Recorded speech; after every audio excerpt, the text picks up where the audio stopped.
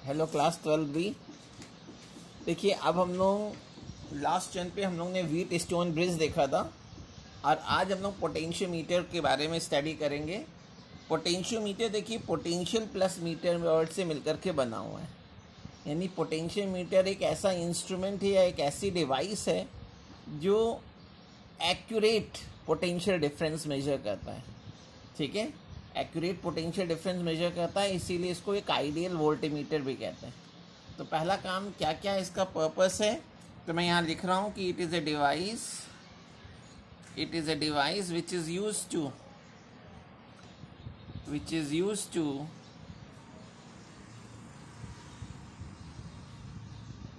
Number 1 find internal resistance of a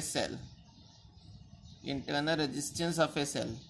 किसी cell का internal resistance निकालने के लिए यूज़ करते हैं।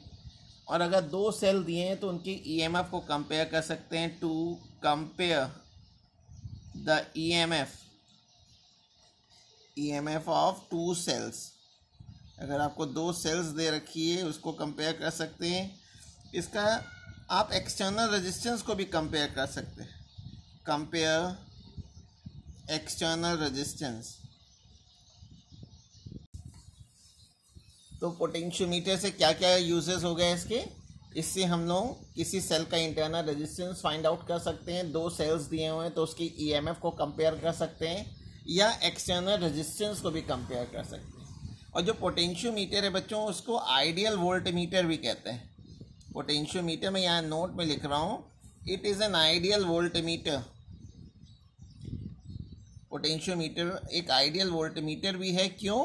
क्योंकि ये किन्हीं भी दो पॉइंट्स के बीच में पोटेंशियल डिफरेंस की एक्यूरेट वैल्यू फाइंड आउट करता है। It is an ideal voltmeter as it gives accurate potential difference between any two points। और पोटेंशियोमीटर से हम लोग रीडिंग तब लेते हैं जब किसी वायर में कोई करंट नहीं फ्लो कर रही। It gives reading at null deflection. Null deflection means जब वायर में कोई करंट फ्लो नहीं करेगी उस समय हमें रीडिंग लेनी होती है। इसलिए वो पोटेंशियोमीटर का रेजिस्टेंस हो या ना हो उसका कोई फ़र्क नहीं पड़ता, क्योंकि V=IR में अगर I 0 भी है तो रेजिस्टेंस चाहे कुछ भी हो, पोटेंशियल डिफरेंस में कोई फ़र्क नहीं पड़ेगा। तो ये पोटेंशियोमीटर का सबसे पहले पर्पस क्या हो गया। अब इसका प्रिंसिपल क्या है, ये किस प्रिंसिपल पे वर्क करता है।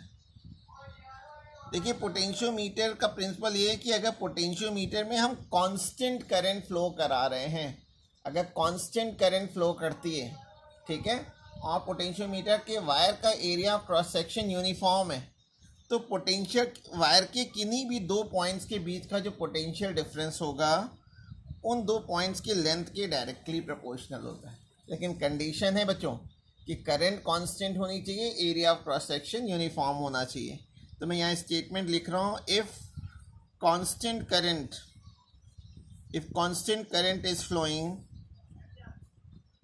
is flowing through a potentiometer wire of uniform cross section, potentiometer wire of uniform cross section uniform होना चाहिए, यानी area of cross section constant होना चाहिए। Then potential difference between any two points of a wire is proportional to length।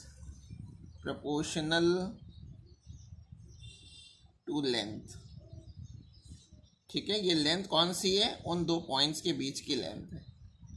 तो इस V is directly proportional to L हो गया। इसके लिए क्या कंडीशन है, I और A कांस्टेंट होना चाहिए। ठीक है, तो इस प्रोपोर्शनल साइन को हटाते तो यहाँ एक कांस्टेंट K लगा देते हैं। इस K को कहते हैं पोटेंशियल ग्रेडियंट। Potential gradient. तो प्रिंसिपल क्या हो गया कि constant current is flowing through a potentiometer wire of uniform cross section, then potential difference between any two points is directly proportional to length. ठीक है, अब दैट पोर्शन के को बोलते हैं पोटेंशियल ग्रेडियंट। पोटेंशियल ग्रेडियंट, अब मैं पोटेंशियल ग्रेडियंट को यहाँ डिफाइन कर रहा हूँ। डेफिनेशन ऑफ पोटेंशियल ग्रेडियंट के, देखो के की जो वैल्यू आ जाएगी वहाँ से v बाई एल आ जाएगी। ठीक है ना, v है पोटेंशियल डिफरेंस, पोटेंशियल डिफरेंस को आप पोटेंशियल ड्रॉप भी कह सकते हैं, potential drop.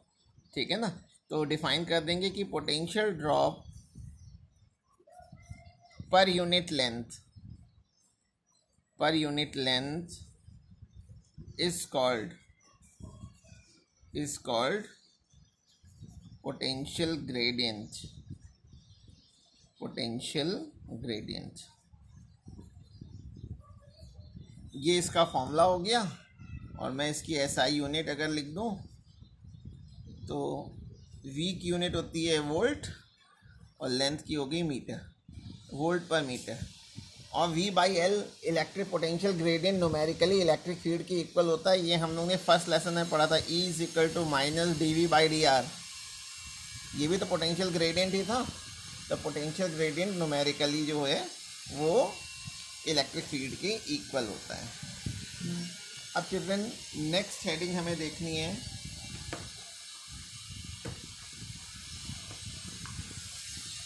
Sensitivity, sensitivity of potentiometer, sensitivity, sensitivity of potentiometer. देखिए, अगर आप पोटेंशियोमीटर में बहुत ही कम करंट फ्लो कराएं, बहुत वीक करंट फ्लो कराएं, और पोटेंशियोमीटर से जो गैल्वेनोमीटर जुड़ा हुआ है वो अगर फुल डिफ्लेक्शन शो करे तो हम कह देंगे कि पोटेंशियोमीटर सेंसिटिव है। ठीक है, सेंसिटिविटी के लिए ज़रूरी है कि बहुत कम करंट फ्लो कराने पे पोटेंशियोमीटर के लिए फुल डिफ्लेक्शन शो करनी चाहिए। तो इफ़ वीक या minute current, if minute current is flowing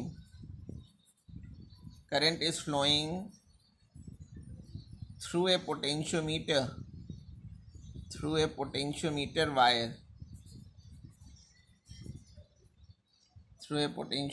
wire, and galvanometer shows full deflection, then we say that potentiometer is sensitive, ठीक है। अगर बहुत कम करंट फ्लो कराने पर गैल्वेनोमीटर की निडल फुल डिफ्लेक्शन शो कर रही है तो हम कह देंगे कि पोटेंशियोमीटर बहुत ही सेंसिटिव है। और पोटेंशियोमीटर की जो सेंसिटिविटी होती है उसको हम एस सिंबल से अगर लिखें तो सेंसिटिविटी बच्चों पोटेंशियल ग्रेडियंट के इन्वर्सली प्रोपोर्शनल। और के का फॉर्मूला अभी हम लोग पढ़ चुके हैं, वी बाई एल। तो यहाँ पे अगर रखेंगे तो एल अपॉन वी हो जाएगा। और ओम्स लॉ से अगर मैं वी की जगह आई आर रख दूँ तो ये मैंने कई फॉर्मूले बना लिए। अब बोर्ड एग्जाम से पूछा जाता है कि आप पोटेंशियोमीटर की सेंसिटिविटी कैसे बढ़ाएंगे, एस को कैसे बढ़ाएंगे, के को कम कर दें। ठीक है ना,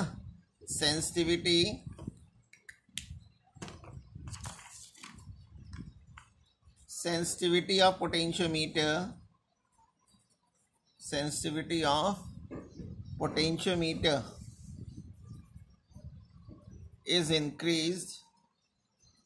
is increased by, पहली चीज के को कम करके, नंबर 1 डिक्रीजिंग पोटेंशियल ग्रेडियंट, के को अगर हम कम कर दें तो सेंसिटिविटी बढ़ जाएगी। सेंसिटिविटी देखो बेटा लेंथ के डायरेक्टली प्रोपोर्शनल है, तो अगर हम लेंथ को बढ़ा दें, increasing the length of potentiometer wire की लेंथ को अगर हम बढ़ा दें तो सेंसिटिविटी बढ़ जाएगी। तीसरा, रेजिस्टेंस को कम कर दें, करंट को नहीं, क्योंकि करंट तो कांस्टेंट रहती है, इसके प्रिंसिपल में पढ़ चुके हैं। डिक्रीजिंग रेजिस्टेंस, रेजिस्टेंस को कम कैसे करेंगे? अगर हम मोटा वायर ले लें, थिक वायर ले लें, यूजिंग थिक वायर का रेजिस्टेंस कम होता है। ठीक है, तो ये 3 तरीके हैं पोटेंशियोमीटर की सेंसिटिविटी को बढ़ाने के। अब पोटेंशियोमीटर से हम लोग कई काम करते हैं। हमारे कोर्स में 2 एप्लीकेशन है। इसमें पहला एप्लीकेशन है to find internal resistance of a cell. एक सेल दिया हो तो उसका इंटरनल रेजिस्टेंस कैसे फाइंड आउट करेंगे, इसका सर्किट डायग्राम बनाने के लिए और इसका फॉर्मूला लिखने के लिए।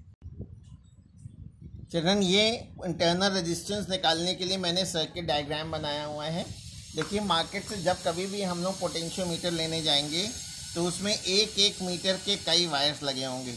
कम से कम 4 मीटर या ज़्यादा से ज़्यादा 8 मीटर लेंथ का वायर होता है। तो मैंने यहाँ सेंटीमीटर में लिख दिया, यहाँ से यहाँ तक 100 सेंटीमीटर, ये 200 सेंटीमीटर, ये 300, ये 400 सेंटीमीटर। ठीक है, इसमें जो ए और बी 2 पॉइंट्स होते हैं, ए पॉइंट से 3 वायर लगा देते हैं। 3 वायर लगा दिए, 2 वायर तो सेल के पॉजिटिव, ये पॉजिटिव में गया है, ये एक दूसरे सेल के पॉजिटिव से। एक रेजिस्टेंस बॉक्स लगा दिया गया है।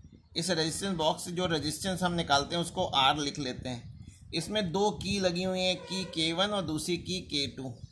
और इससे सेल का इंटरनल रेजिस्टेंस जब निकालना होता है तो हमने ये फॉर्मूला पढ़ा था इंटरनल रेजिस्टेंस का, small r is equal to capital R E/V-1। और यहाँ पे E/V-1 की जगह जो फॉर्मूला यूज़ करते हैं वो ये यूज़ करते हैं, small r is equal to capital R L1/L2-1। L1/L2-1 ये इंटरनल रेजिस्टेंस निकालने का फॉर्मूला है।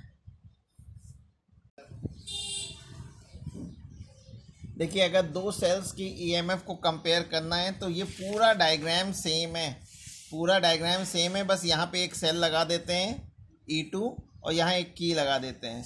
रेजिस्टेंस बॉक्स लेंगे सेल और यहाँ पे एक की और लगा देते हैं। तो उसी डायग्राम को मैंने बनाया है। और इससे अगर सेल की ईएमएफ को कंपेयर करना है तो ये फॉर्मूला यूज़ करते हैं, E1/E2 is equal to L1/L2। इसमें L1 और L2 जो है वो नल डिफ्लेक्शन पोजीशन कहलाती है। ये जब आप लैब में प्रैक्टिकल करेंगे तो इसके बारे में हम लोग डिटेल में पढ़ेंगे। यहाँ पे इस वीडियो को ख़त्म करते हैं।